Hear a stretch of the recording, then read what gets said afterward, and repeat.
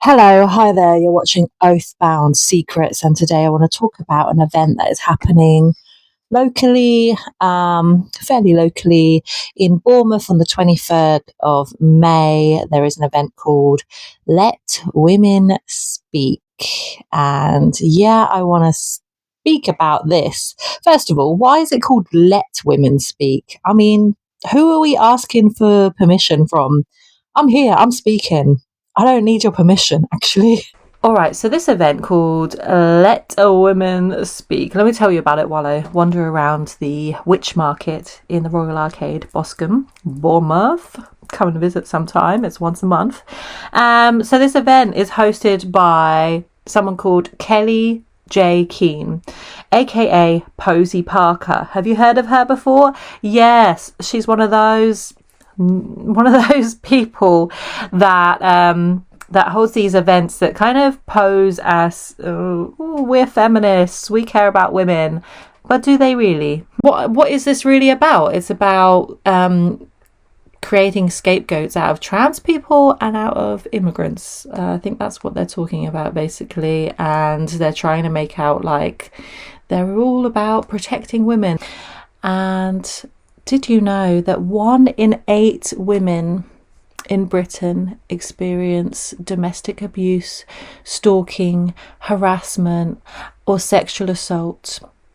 And that on average, 1 woman is killed by an abusive partner or ex-partner every 5 days in England and Wales. So what do we really know about violence against women in the UK? We know that most of the threats against women come from their own partners, their intimate partners, their own family, their own fathers, people that they know and trust, and that trying to put all the blame on, attacks from strangers is it's just like factually incorrect, because most violence happens within the home. It's not some stranger on the street. It's not some strange man from a foreign land or some trans person. It's, statistically speaking, it's going to be the woman's own husband or boyfriend or ex-partner, or even their own father, their uncle, their brother, somebody in their family, somebody that they know and trust, possibly a friend, possibly a colleague. And that is how men abuse women. We should also mention the fact that women are often in a financially vulnerable position where they are dependent on a man, on usually their husband or their boyfriend, who will be seen as the main provider of the family, the man who has the money and therefore the man who has the power, and keeping a lot of women in vulnerable situations where they don't have the funds to escape, and they're worried about their children, and they're worried about how they're going to survive on their own as a single mother. And that's what tends to keep women staying with abusive partners.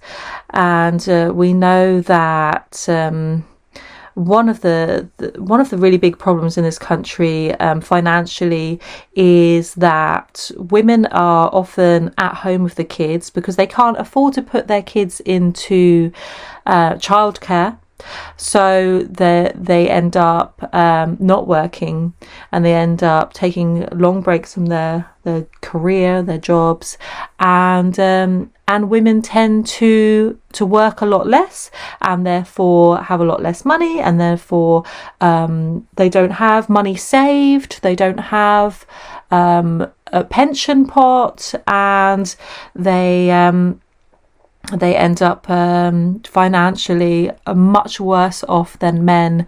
On average, we're talking about statistically, on average, women are financially a lot worse off than men. And this is called structural sexism. It's a lot like structural racism. We're talking about the structure of the economic system that we're all existing within, and we're talking about statistics, and we're looking at why is it that women tend to be worse off than men, why is it that people who aren't white tend to be worse off than people who are white. So why is it that white men tend to be a lot better off than everybody else? During this cost of living crisis, it's women who are suffering the most, because it's more often going to be women who have children to look after, and the fathers have gone off and abandoned them. And more often than any, it's the women who are providing for their family, who are caring for their family, who are looking after the elderly, who are taking on all the responsibilities, and who are financially struggling the most to keep up with basics, with just being able to buy food and clothing and pay the bills for the heating and the rent and all this stuff. And a lot of the time they end up homeless. We know that 1 in 38 single mothers are homeless.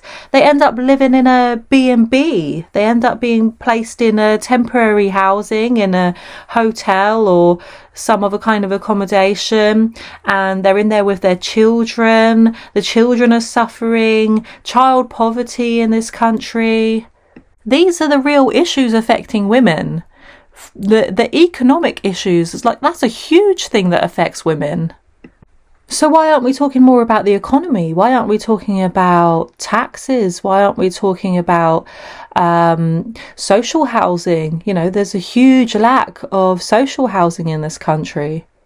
Why aren't we talking about renting? You know, some kind of rent cap, rent control, some kind of assistance to women who are struggling just to keep a roof over their heads. What can we do as a society to look after mothers? Mothers are one of the most vulnerable groups of people in this country, and yet they are virtually abandoned and left to fend for themselves. And the children being sent to school, you know, and not having had any breakfast because mum couldn't afford to buy food for the family. And why aren't school meals free for all the children? Why are children being discriminated against based on how much money their parents can contribute? Like, what is going on with childcare? Why isn't there free childcare for mothers so that they can go to work and earn money and be able to provide for their family? What happens in the summer holidays? Somebody's got to be home with the kids during the summer holidays. What are you going to do? Are you going to take that time off work? Is your boss going to allow you to take that time off work? These are the problems that women are facing every day. These are the problems that mothers in particular are facing. And this is why we need a matriarchal culture, a culture that focuses on mothers. And people are complaining about the birth rate going down. Why do you think the birth rate's going down? Because it is so difficult for mothers to survive. None of these difficulties are created by trans people or by immigrants or by refugees. We need to be holding mothers up as the most important people in society, as the decision makers when it comes to economics. That should be down to mothers. We need a spirituality that is mother focused. We need mother goddesses. We need a matriarchal religion that recognises Mother Earth as sacred. Our sacred mother, mother of us all. Why do so many religions teach that women should be subservient and quiet and obedient, and that men should be in charge, and that men should dictate what people do, and that men have an excuse to be violent? And why has this system been created? Like, what is this? We are living in this patriarchal system. Yes, it's a fact. It's not something you can deny, to be honest. I know a lot of people say, like, oh, women have rights now and we have equality and we've achieved everything. And why are we still talking about this? We live in, let's just respect each other as individuals. Why do you have to talk about gender and women all the time? And it's like, well, um, unfortunately, we still have to talk about this stuff. Yeah, unfortunately. So thanks for listening to me ramble on about this stuff. And let me know what thoughts you have. Leave a comment, make a video on this topic. Why not? Get involved and just chat. Just share your thoughts, because that's what YouTube's all about, right? I think so. I think it's just normal people sharing their real thoughts, their genuine thoughts, not relying on ChatGPT to write everything out for them. have your own thoughts, people. Have your own thoughts, and share in the comments. And I will see you next time. Thank you very much. Bye bye.